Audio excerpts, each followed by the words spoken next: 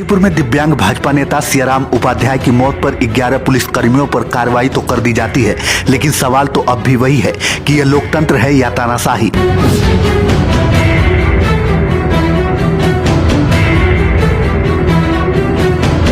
क्या विरोध करना गुनाह है? क्या सरकार में रहते सरकार से सवाल पूछ लेने का हक सिर्फ चुनावी भाषणों में दिया जाता है?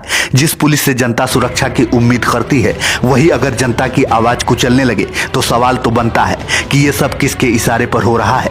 11 सितंबर लगभग रात के 3 बजे भाजपा नेता सियाराम उपाध्याय की मौत हो जाती है।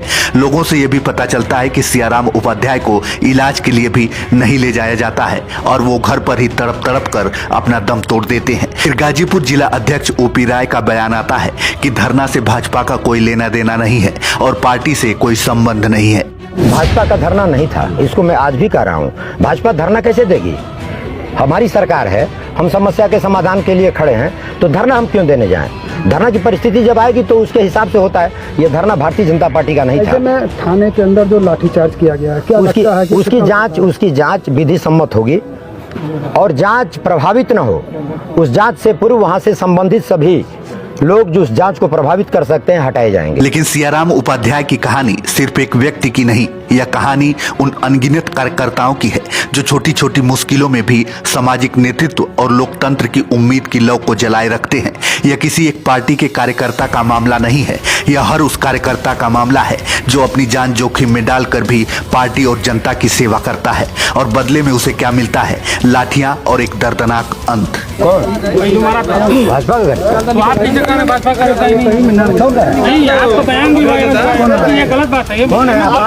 आपने कहा था कि सोशल मीडिया पे हम सदस्य नहीं हैं। आपने कहा था कि बीजेपी का सदस्य नहीं है। आपने मीडिया पे आपने तू पे किया, व्हाट्सएप पे किया। निकालो जी, सीटीआर निकाली जाएगी। सीटीआर आप सीटीआर निकलवाते हैं, क्या आपने कहा क्या नहीं? सीटीआर निकालना पड़ेगा। सीटीआर अभी निकलवाते हैं तो क्या किया है? इसलिए जो है आपने पुलिस को कहा करके लाठीचार्ज करा। सियाराम उपाध्याय के बूढ़े पिता लोगों के बीच बैठे न्याय की आस लगाए कहते हैं कि 16 सालों से बेटा भाजपा में था, जनता की सेवा कर रहा था, हमें न्याय चाहिए। मीडिया पा गया कौन घटना भइल ओकरे बारे में का बताई, कैसे का भइल? लाठी चार्ज हुआ थाना में, वही नहीं बताएंगे। और क्या हुआ था? पूरा घटनाक्रम क्या हुआ था? जैसे कि क्या करने गए थे वहाँ पे? अब तो आदमी का ना बता सके ना। हम जब लौटे तक तो क्या हुआ? चोट लगी थी जब? हाँ, चोट लगे। तो क्या देखा आप लोगों? पलटे काला हो गया मार के। कौन मारा था? सिपाही नहीं मार दिया थाना में। घर लौटे थे तो क्या बता रहे थे? वो बोल ही ना पाए जी। उनको इलाज के लिए आप लोग कहीं लगे थे? हाँ, यही इलाज हुआ लोकल में, गाँव में ही। हाँ, मतलब उनको अस्पताल या कहीं नहीं, अभी जाए नहीं पाए थे। जो गई ना फूल कुचड़ और 2-4 दिन के बाद रहा ना। ये जो वहाँ गए थे, मतलब गांव के नाते गए थे या भाजपा कार्यकर्ता? भाजपा कार्यकर्ता थे। कितने दिनों से भाजपा से संबंधित है? 16 वर्ष जी। तो अब क्या लग रहा है, भाजपा वाले लोग इनको मान रहे हैं कि भाजपा वाले नहीं है? मान रहे हैं ना। अब आप लोग क्या चाहते हैं? न्याय। आप क्या चाह रहे हैं? अब क्या चाह रहे हैं? प्रशासन से, सरकार से क्या चाह रहे हैं? न्याय चाह रहे हैं, न्याय हो।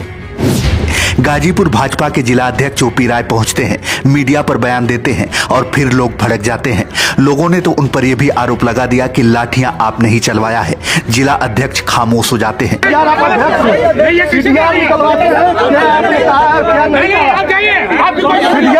पड़ेगा। अभी निकलवाते हैं तो क्या किया है? इसलिए जो है आपने पुलिस को कहा करके लाठीचार्ज करा।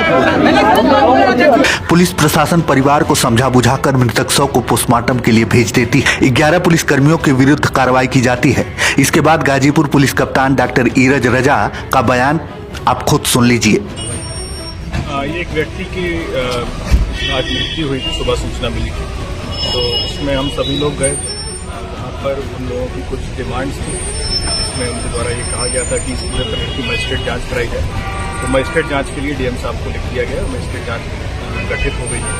इसके अतिरिक्त उन लोगों ने पीएम कराने के लिए कोर्ट एप्लीकेशन दी है, उसके आधार पर पीएम कराया जा रहा है और पीएम में जो भी तथ्य आएंगे उनके अनुसार अग्रिम विधिक कार्रवाई इस अमल में ली जाएगी। इसके अतिरिक्त 11 पुलिसकर्मियों पर कार्रवाई की गई है, 6 लोग इंक्लूडिंग उनको सस्पेंड किया गया है तत्काल प्रभाव एवं अन्य 6 लोगों को लाइनामित किया गया है ताकि किसी भी तरह से कोई जांच को प्रभावित ना कर पाए और जांच बिल्कुल जिसे हम लोग चाहते हैं निष्पक्ष रूप से जांच हो और जो भी दोषी है उसको हम चिन्हित करके विरुद्ध कार्रवाई। किस थाने का मामला था? नौनेरा थाने का प्रकरण है सुबह।